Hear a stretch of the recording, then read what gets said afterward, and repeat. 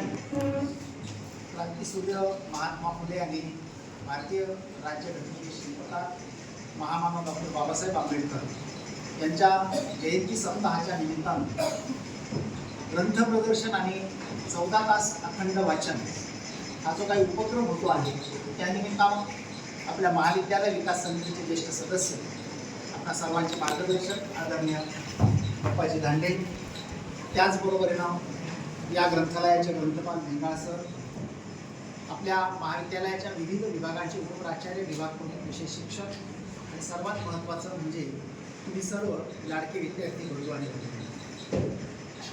खरं तर महामानव हे नेहमी असं म्हणत असतो, कुठलाही महापुरुष महामानव हा एका रात्रीत कधी घडत नसतो.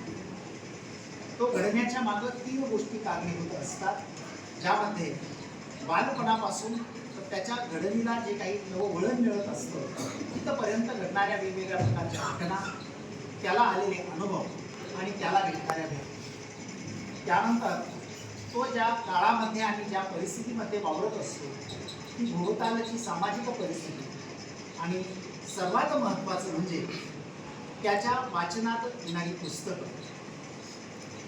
डॉक्टर APJ अब्दुल कलाम असं म्हणायचे की त्या देशाचं भविष्य किंवा भवितव्य त्यावर ठरत असतं की तिथल्या तरुणांच्या ओठांवर कुठली गाणी आहेत.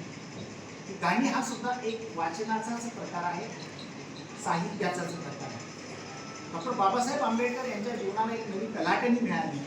यामागं जो एक ग्रंथ कारणीभूत होता तो ग्रंथ म्हणजे त्यांना शालेय अवस्थेत असताना त्यांच्या किर्लोस्कर गुरुजींनी दिलेलं गौतम बुद्ध आणि त्याचा धम्म नावाचं एक छोटेसं पुस्तक, ज्यामधून डॉक्टर बाबासाहेब आंबेडकरांना माणसानं माणसासाठी कसं जगलं पाहिजे याची एक नवी दिशा आणि प्रेरणा मिळाली.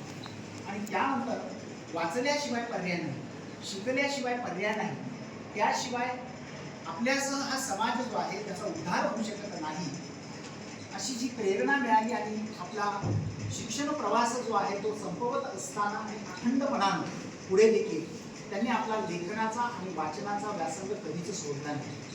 डॉक्टर बाबासाहेब आंबेडकर यांनी जी काही पुस्तकं संकलित केली, वाचली, त्या पुस्तकांसाठी एक स्वतंत्र राजगृह नावाचं 3 मजली इमारत बांधण्यात आली.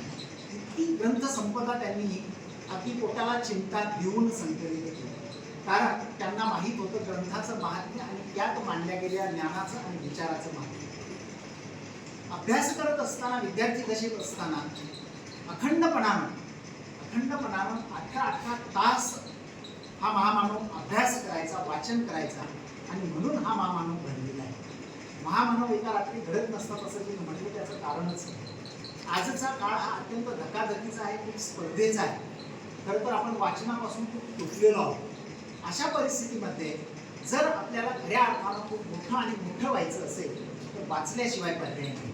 आणि हे आपल्या महाविद्यालयातल्या विद्यार्थ्यांमध्ये रुजावं म्हणून आपण या महामानवांकडनं प्रेरणा घेऊन हा 14 तास अखंड वाचनाचा प्रयोग गेली 4 वर्ष महाविद्यालयात अत्यंत यशस्वीपणानं राबवत आहोत. मी या निमित्तानं सर्व विद्यार्थ्यांना एकच सांगेन, आपल्या शिक्षकांना देखील या निमित्तानं संदेश देईल की पुस्तकांची तुम्ही मैत्री घट्ट ठेवा, कायम ठेवा, कारण हीच पुस्तकं तुम्हाला आयुष्यामध्ये सुखदुःखामध्ये काहीतरी नवी दिशा आणि प्रेरणा देणारी होणार आहे.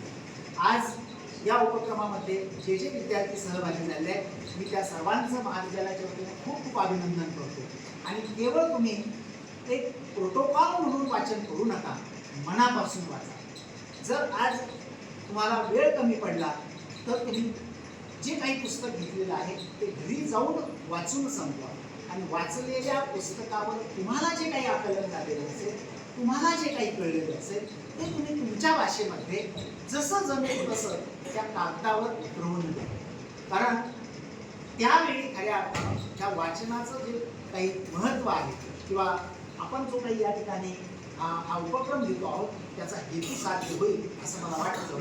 तर त्याला आपण पुस्तक परिचय म्हणून, परीक्षण म्हणून, आलेल्या पुस्तक परिचय आणि परीक्षणामधून आपण काही चांगल्या त्याला उद्या पारितोषिकं देखील देणार आहोत.